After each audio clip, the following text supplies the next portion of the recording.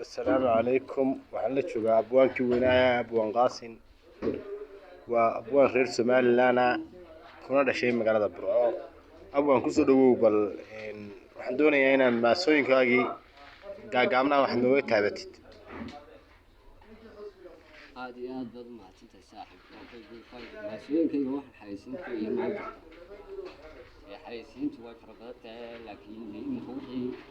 lagu agdhowo quraba ff tanaan cunayo kale iyo jaad iyo wax la quraha ayuun baan anigu xayeysiin lahaa magaraas waa jaadkan baa mudanba waa gaar ahaan ff waa ff marka waxaan leedahay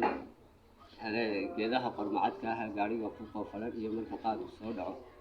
qaxar suuqa taagnaa iyo xiisadii qaraara gudi way qaboobaan oo quud ilaahay qaar inooga soo taray ee tacabbeela laga baday qiimihiisu waa kaa qormadii magaalana ff quruxda loogu hariyo beenta qayl habboona jaad qudaar la moodiya qarqarhaya faraq iyo qoormadooba jiran dil macaan ku iibshaa indha kala qaloociyo qaadir aanad ku arkay qaab dhismeedka waa faxal قاموس مرقاني فصل ويا ما صنع